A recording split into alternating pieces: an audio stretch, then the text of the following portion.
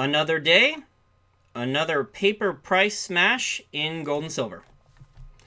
So it seems like for more than a week now, almost every day, there's been record-setting amounts of gold futures contracts, the open interest.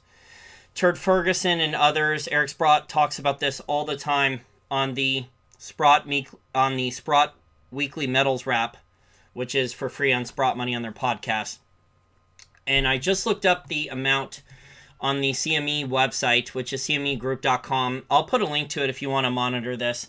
There's gold trading services that monitor this too. They charge, but you could just go to the website. So as of end of market close, November 11th, the amount of open interest for gold futures contracts is 704,741, a new record.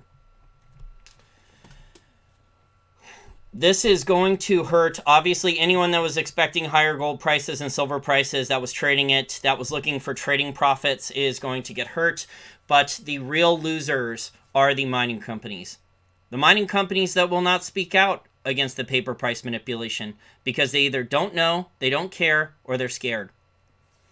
And this system has been going on for a while. There is limits to how many contracts one can be long, gold and silver futures contracts.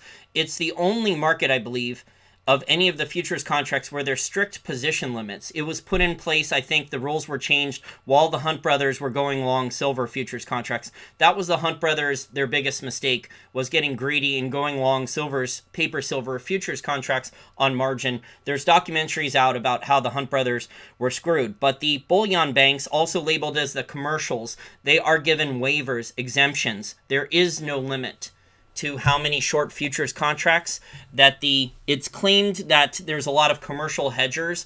Some people think it's the mining companies, but the mining companies, the gold mining companies, would not be smart to be hedging at these prices.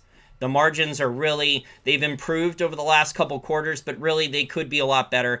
It would not be smart for most mining companies to hedge at the metals prices before the correction over the last week or so, when gold was at 1,500 and silver was in the high 17s, almost at 18. Would have been smarter to let things run. But the fact that paper prices were smashed, this is really going to hurt the ability for primary gold and primary silver miners to go out and raise capital. Especially, now they can raise small amounts, so that you might see some small equity financing, some small equity bought deals in the 10 million, 20 million, maybe 50 to 70 million. You are not going to see capital raises now of $100 million with the paper price smash. The institutional investors were already skittish about wanting to participate in this. Most of the institutional investor money that's going into gold is not going directly into individual mining shares. It is going into mining stock ETFs. It is going into physical gold, so the Sprott Metals Trust and purchases of physical gold. It's going into GLD and SLV, unfortunately, and also it's going into the larger precious metals, royalty, and streaming companies, the ones who already have cash flow. Not the ones like the very speculative ones that have one or two tiny little royalties or streams.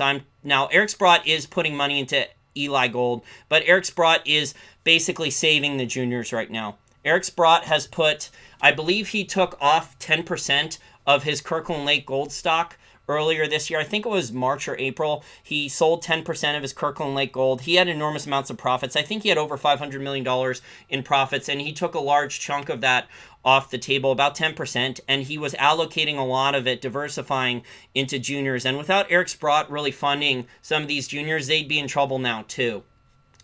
But I think Eli Gold or Ellie Gold, however you pronounce it, they got about $6 million from Eric Sprott recently, but there's not really an appetite for funding a lot of these juniors right now. Now, some of these larger mining companies are giving small amounts of money to some of these juniors with joint venture deals and others, but the lion's share of capital, I said where it's going, and the ability for these larger primary gold and primary silver miners to raise capital in this environment, it's hurt even more. And you know what? The mining companies, they're little sheep. The CEOs, a lot of them are so bad. They're little sheep.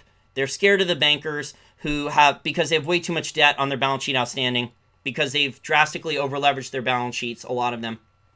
So they won't speak out against the paper price manipulation. They're scared of being removed because almost all these mining companies have bankers on their board of directors, or they have too much debt on their balance sheet. So if they speak out, they're scared of losing their salary and being removed.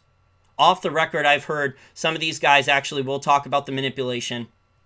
I wish more of them would speak out. I wish more of them would be like Keith Neumeyer, but most of them are not willing to go on the record and talk about it. So meanwhile, you have a situation where over the last 2 months, the gold price is down from the mid 1500s, and we are back down. We've given up around $100 almost, down to $1,456. And the miners could not raise capital. The $100 million or more that they needed to fix balance sheets, they could not do that, raise that much capital from equity financing when gold was higher.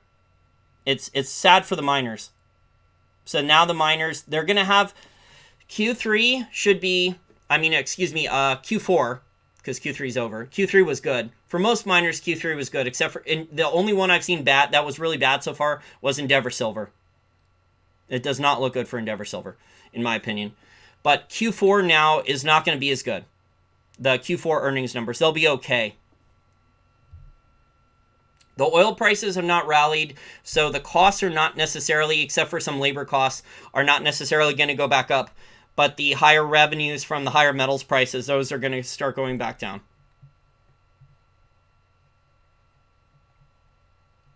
Yeah, manipulation by 100-ounce silver says manipulation only affects in the short term, but it really hurts the miners. The miners need capital, and they're not going to be able to raise the capital they need. Now, they're not going to be able to raise the capital they need from equity financings. They may be able to raise from royalty and streaming companies. In fact, and I've heard from a number of sources now that this Triple Flag precious metals royalty and streaming company, they're a private company. They own a 2% NSR, which is a royalty on the highest grade, best margin, most economical mine in the world, Fosterville. Sandstorm Gold was trying to buy that royalty 2015, I think, from Orico Metals. Sandstorm Gold tried a hostile takeover and couldn't get it done. They almost got that royalty about 4 years ago. And Triple Flag, after Centerra bought Orico Metals, Triple Flag then bought the royalty package with a royalty from Young-Davidson on the producing Young-Davidson mine, and then also on Fosterville. Fosterville, back then, I did an entire lecture on Kirkland Lake Gold. Fosterville is really an aberration. There was a lot of luck involved. A lot of the geologists I've spoken to did not think that there would be this super high-grade, long-life discovery on Fosterville. Because initially, until 2016, Fosterville, and you look at the shares of Kirkland Lake Gold in the last 3 years, since 2016, before that, Kirkland Lake Gold was not respected at all. The Fosterville mine was a joke. It was a very crappy gold mine. No one liked it. And then all of a sudden, they drilled below the producing mine, and they hit very, very high-grade gold. And so they already had the infrastructure there for the mine, and that saved a bunch on the costs to develop that high-grade gold.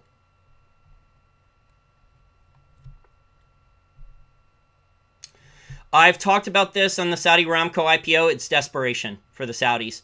They're trying to diversify out of oil. They need the cash. That's why they want to do the Aramco IPO at any price. That's my opinion. Why they want to do it. They're desperate.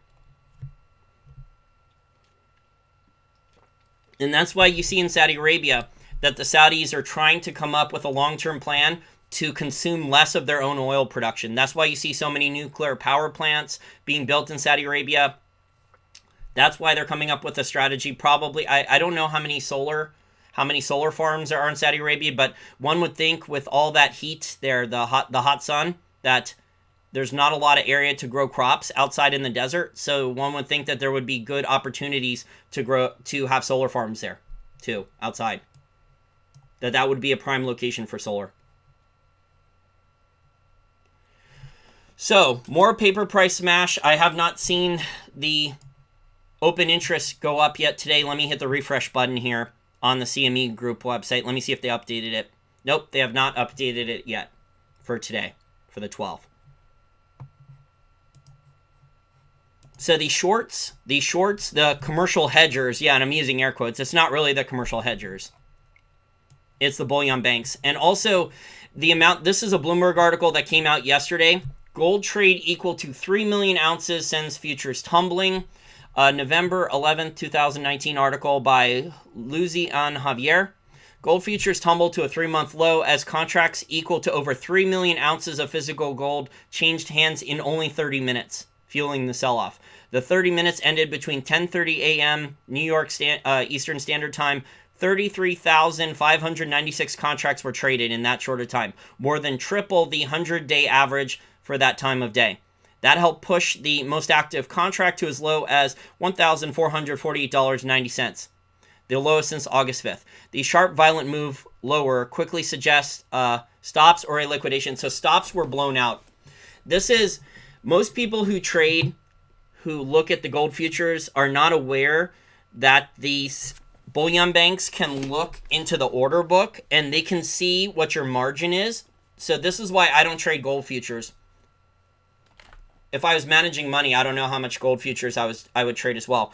But the bullion banks can see how much margin you have, and they can see where your stops are and blow those out. And that's programmed by these investment banks into the information that they're allowed to get.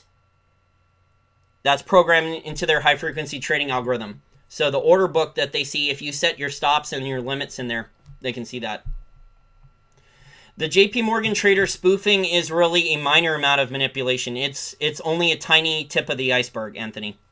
Look at the GATA commentary, the Gold Antitrust Action Committee. The spoofing is really the tip of the iceberg. It's so much deeper than that. Meanwhile, I see all these articles still about how central banks are large net buyers of physical gold. So the Q3 numbers from the World Gold Council were large. More and more professional money managers who are not gold bugs, I keep hearing that they're buying physical gold on dips. So the paper price is being smashed. The dollar has now rallied. It's above 98 again on the dollar index. It's to 98.31. Oh, and I was talking about the capital being raised. Triple Flag, which I got a little off tangent there talking about the Fosterville mine. But Triple Flag looks like, according to my contacts, Triple Flag is gauging. I think they've already filed the documents. They're planning on going IPO, I think, on the Toronto Stock Exchange. Maybe even listing here in the US.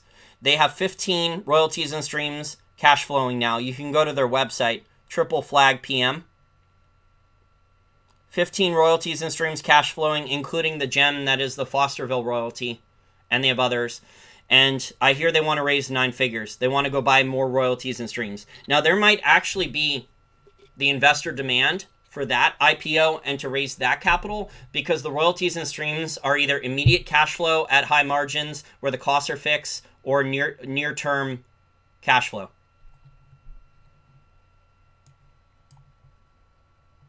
If you don't own enough, this is just my opinion, not financial advice. If you don't own enough physical gold and silver and you're wanting to buy more, normally when I buy more gold and silver for myself, and I don't view this as an investment, I buy on days when the price gets smashed.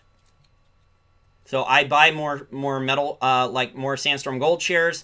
Normally when I buy shares of Sandstorm Gold or other mining shares, it's on days when the price gets absolutely killed, and I've already done research weeks or months in advance. Or I wait for days where the price is smashed. That's just me personally for myself. I don't chase the price higher.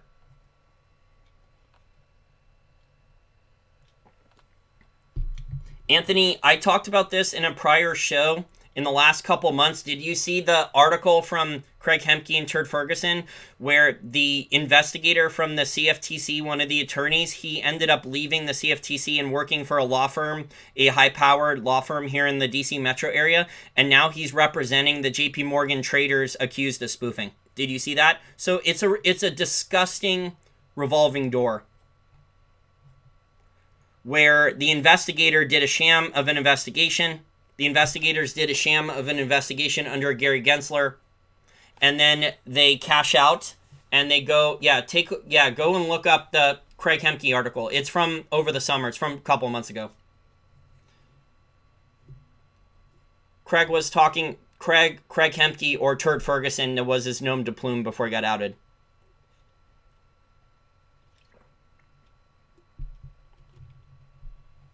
Yeah, the banks have made a lot of money shorting gold during normal trading hours. But normally on these paper price smashes, what you will probably see, at least in the past, is on these paper price smashes that the bullion banks, the commercials who were heavily net short, will start to cover. So you should see that in the next couple weeks on the commitment of traders. You should, now that the gold price is down about $100 and silver's down over a dollar, you should start to see on the commitment of traders, this is at least historically from the past, that the commercials, the net shorts, will start to massively cover. Now the specs or speculative longs, which are the hedge funds or the raptors, those guys are increasingly short, but net short. But those guys are momentum traders, and normally they're wrong on key moves. Normally they'll make a profit trading for a very short amount of time, and then they'll get killed by the bullion banks. That's normally historically what happens. So the raptors or the specs, the speculative longs or speculative shorts, the hedge funds, which are leveraging up on these paper futures contracts trades, they get killed the longer they put a trade on for gold and silver. No, I don't think we're going to see gold around 1,000. The miners are in such bad shape. They've only had 2 good quarters. In my opinion, the miners have only had 2 good quarters, the last 2 quarters, Q2 2019 and Q3 2019, and that does not make up for a very lean, very bare, a lack of being able to raise capital, being efficient, good margins, good balance sheet. That does not make up for a bear market for the last 7 or 8 years. So the miners are going to start having to make tough decisions soon. Let me put it this way: if gold goes below 1,200 for almost a year or longer, and if silver goes below $15 for a year longer, there's going to be bankruptcies. There's going to be a large amount of bankruptcies. The miners were on the brink. I was looking through balance sheets. This was earlier this year, at the end of last year, early this year. The miners were on the brink then. They were in a lot of trouble.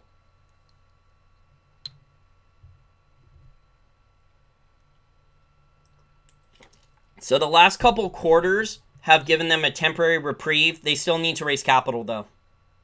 And they're going to have to go to the royalty and streaming companies. They're going to go to Franco-Nevada. Royal Gold and Wheaton Precious Metals, they have too much leverage on their balance sheet now. So Royal Gold doesn't need to replace revenue, but they have too much leverage already. So they probably need to pay down some debt or sell some equity to help either fix their balance sheet or sell equity for cash to buy another stream. They need to replace the revenue that fell from Mount Milligan. And Wheaton Precious Metals uses very heavy leverage ratios. I don't like how much leverage they use, but the market doesn't seem to really care that much. And hopefully Sandstorm Gold will benefit from this. Hopefully we'll see another deal in 6 months or less now, another good deal for immediate cash flow or cash flow in the next couple quarters on another deal.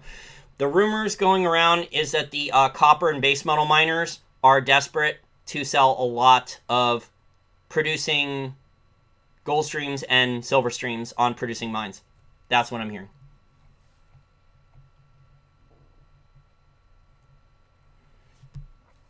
Any gold mining stocks worth a look? In my opinion, this is speculative. I like Lundin Gold as a speculative play. It's very speculative. They only have one mine, but it's a good one. The mine is at least 90% done with construction. They're hot commissioning the mine right now. So all the major stuff with the risks of the miner are gone. All the permits are taken care of. The mine construction was just handed over from the construction team to the mine owners that are going to run the mine on a daily basis.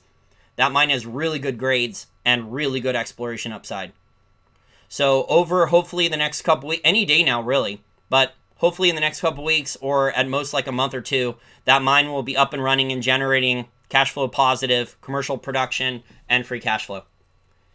That is a very high grade mine. I think the average grades are over 8 grams per ton, which means that there's gold grades that are higher than that.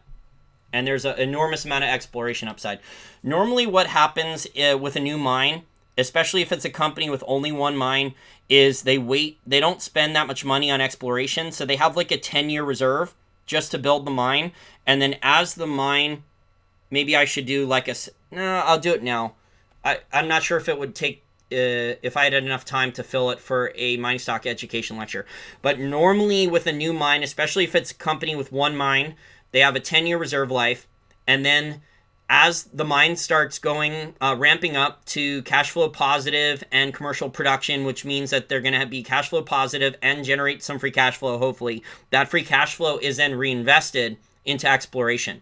And so as more free cash flow at the mine is generated, then the miner reinvests that free cash flow into expanding resource and reserves. Now, that does not increase the valuation of the stock, normally increasing resource and reserves, but that may allow the mine to run for a lot longer than 10 years, normally like 20, 30 years. Nolan Watson at Sandstorm Gold, he spent a lot of time and money doing studies on this, and he back-tested a lot of producing mines now, and a lot of producing mines end up producing for over 20 years. So the initial reserve life, he's talked about this in interviews publicly, the initial reserve life for the mines like 10 or 11 years normally, and then once the mine enters becoming cash flow positive and generating free cash flow, then within a couple years, the reserves can expand to 20 or 30 years. And if you're lucky, more than that. So hopefully that will happen with Lundin Gold and their Fruta del Norte mine. There's a lot of exploration upside there. It's a very large land package. So that's the newest mine that's about to come online, is Fruta del Norte in Ecuador. And there's a bunch of other miners there now. There's big investment dollars going into Ecuador. They're normally an oil-producing country, but they have a ton of mining companies making investments there. That's speculative, though. Again, they only have one mine, and it's about to start come online commercially, but it's a very, very good mine. It's one of the best new gold mines in the last couple of years.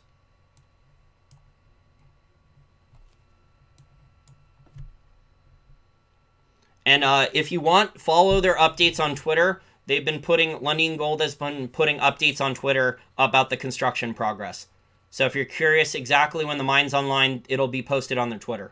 They've been posting photos, and they're very transparent about the construction progress. They're very proud of all the achievements they've done so far.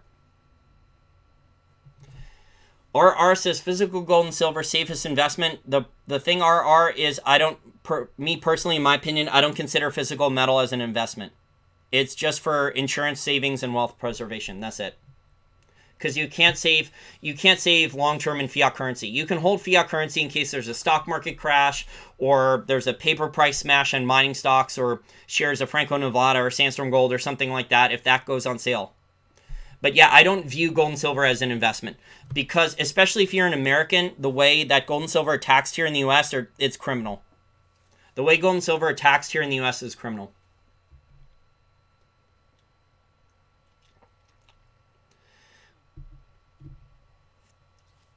It props up the dollar. If gold's going to $2,000, $3,000, $4,000, $5,000 an ounce, what does that mean to the dollar? Gold is viewed as an alternative to the dollar.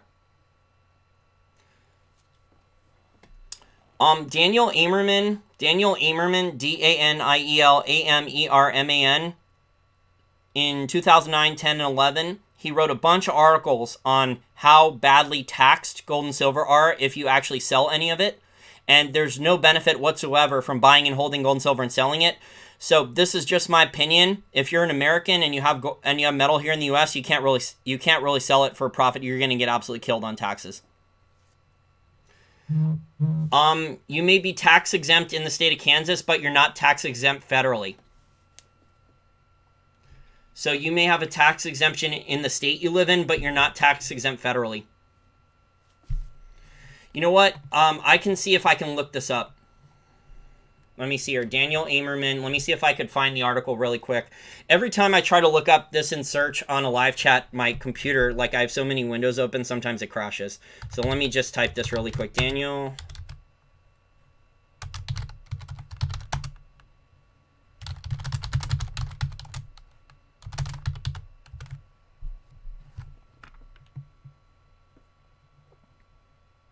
Okay, we'll see if it comes up. Thank you for the super chat, RR. I appreciate it. And thank you for the super chat, Justin.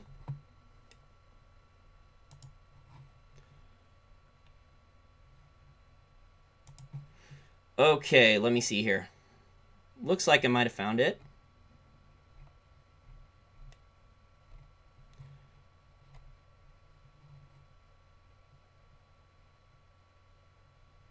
Yeah, he has a bunch of articles on this. He actually, I guess he stopped writing stuff publicly and he stopped doing interviews publicly. He was very active writing a lot of great articles. He was an investment banker and he designed mortgage-backed securities. He was getting paid to do this in the early and mid 2000s, and he started warning people that they were going to collapse. So, and then he's been, I think he owns a lot of real estate, a lot of rental properties and apartment complexes, and then he owns gold and silver. I just put in the live chat areas the article. He has a bunch of other articles on this on his website, showing how bad the taxes are. So the higher gold prices in US dollars goes to $2,000, $5,000 an ounce, the more taxed on the paper profits gold and silver is. Even though you're not gaining purchasing power necessarily, you're just maintaining your purchasing power, in my opinion.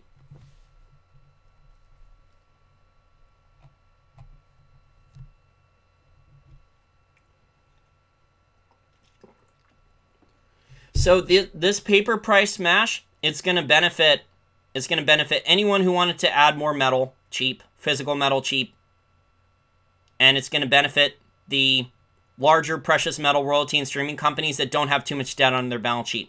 So Franco-Nevada is going to keep growing. I've heard for years, for the last 6 to 8 years, every year I hear Franco-Nevada is too expensive, PE ratio too high, won't buy it. Every year they grow, their earnings keep growing. Franco-Nevada just announced earnings recently. Their earnings went up a lot. Franco-Nevada's on pace for $1 billion of annualized revenue. That is nuts. $1 billion. Over 100 precious metals, royalties, and streams online. And some oil and natural gas royalties too. Franco-Nevada's actually, I did research on this, they're benefiting from the U.S. government and Wall Street Bank subsidizing the shale bubble. They bought royalties. So the more the U.S. government subsidizes drilling and oil production growth from the shale bubble and subsidizes it, even if it's totally uneconomic and wasteful, Franco-Nevada has royalties on those. No, there's tons, streaming fiat, there's tons of, go to the Franco-Nevada website. Franco-Nevada has a FAQ. They have tons of explanations on this. Sandstorm Gold has videos on this. I'd rather not do it. You're not giving me a super chat. I've also done this. There's a mining stock education lecture, and there's 30 or 40 minutes on this. It's in my archives on my channel. There's a mining stock education lecture on precious metal royalty and streaming companies. I'd rather promote that. I already have a lecture on it. But Franco-Nevada has a FAQ, and they explain all these things.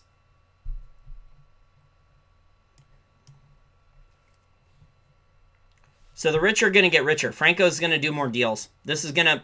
Franco doesn't use much debt on their balance sheet, and the debt they use they normally pay back quick. There's going to be more deals for Franco-Nevada.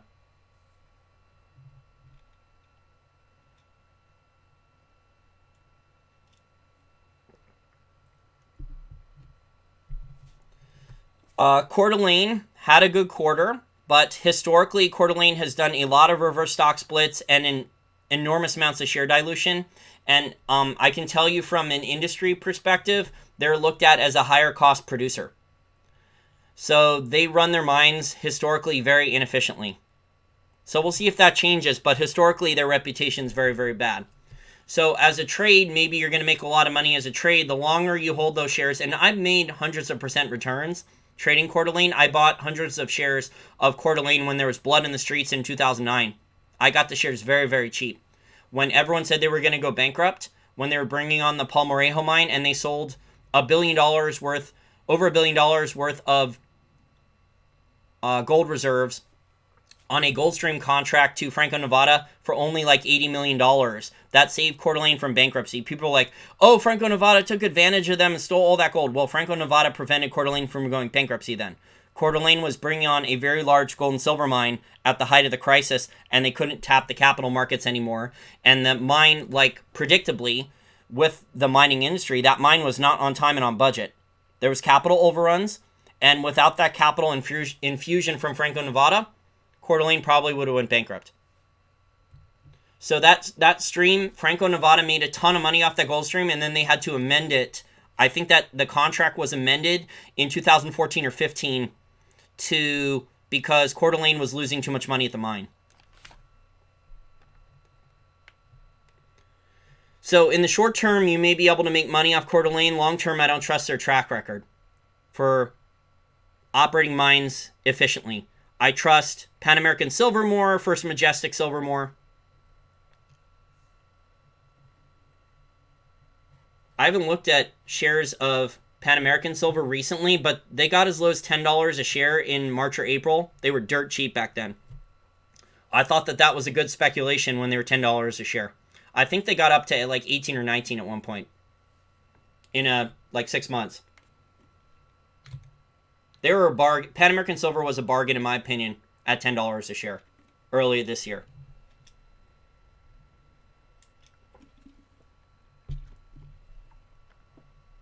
So the miners we'll see what happens to gold and silver prices towards the end of this year. It's going to be tough for silver to get to 18 now by the end of this year. We'll see. I remember when silver was above 18 and people were asking me, what's your prediction for the silver price for the end of this year? And I was like, $18. People like, oh, you're too conservative. You don't know what you're talking about.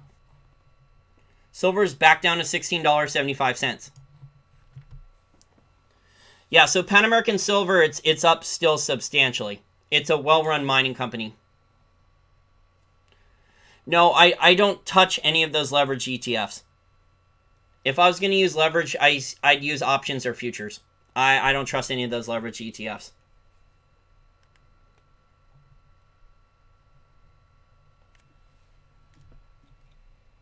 Most likely options probably over futures, considering that the bullion banks can see what margin you're using and if you have stop losses or stop limits, they can see the order book. This is why it's dangerous to put your limits, your stop limits in if you're trading these futures contracts. They can see that. They have an unfair advantage. They're given exemptions. There should be position limits on the short side. There's position limits on the long side for being long gold and silver futures contracts. There's very strict position limits. There are no position limits on the short side. The commercial hedgers, and I'm using air quotes, are given exemptions.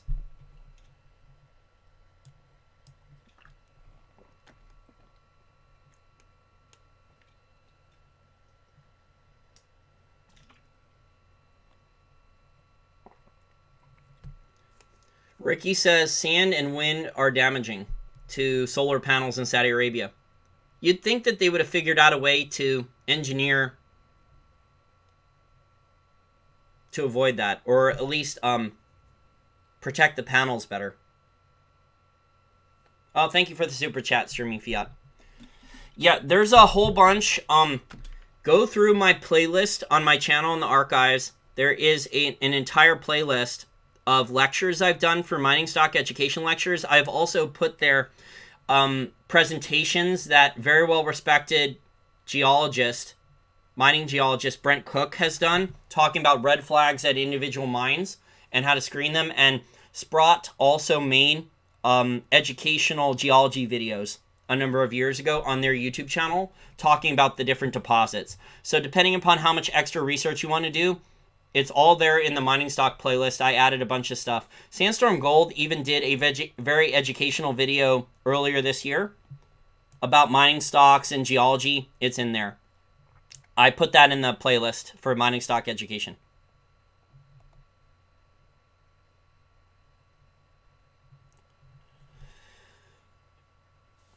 Well, I think the problem with the windmills is the wind's not always blowing. These things are very expensive, so the wind's not always blowing everywhere. So you can't put windmills everywhere because there's not enough wind.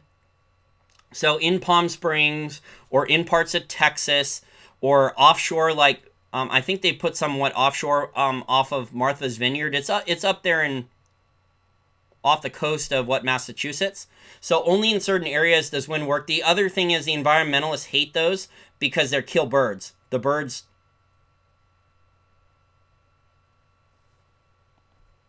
birds can't detect the windmills. The birds are getting killed at rapid levels from the new windmill technology.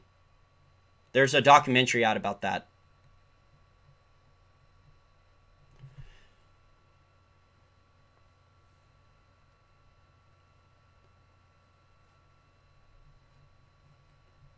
Birds are stupid, hence hence the old saying bird brain.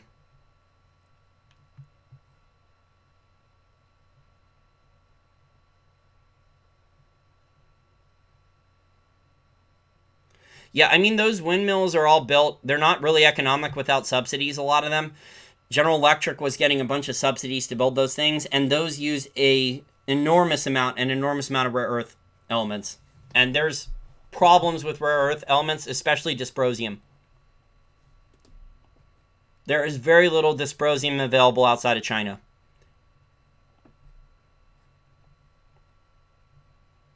And then most of the world does not know how to do the rare earths value chain. China has, not only does China subsidize all their rare earths mining, and they have almost a monopoly on that, like 80% of the world production, but they also have like over 90% of the value chain for rare earths too.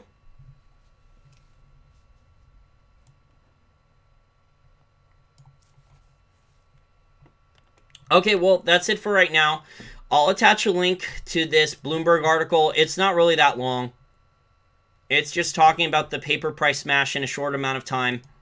And I'll put a link to the open interest that monitors on the CME Group website. Let me see if they updated it. Okay, it's updated. As of now, open interest is making a new high. They're saying it's up to 705,686 gold futures contracts. So it just made a new all-time high again today. So thank you very much to my over 180 Patreon account contributors. I think it'll be at 200 in the next week or two, hopefully, if more people sign up. And thank you very much to my dozen or so monthly PayPal contributors. And also the people throw me a tip once in a while, like here on Super Chat, or you can go to my website, wallstreetformainstreet.com, and there's a PayPal donation link, and you can throw me a tip once in a while if you don't want to be a monthly contributor. I may also set up a post office box in the near future so people can either mail me physical gold and silver for a tip or send me a paper check. I'm thinking about doing that now. Looks like it's not too cost prohibitive. Looks like it's reasonably priced, so I may set that up soon.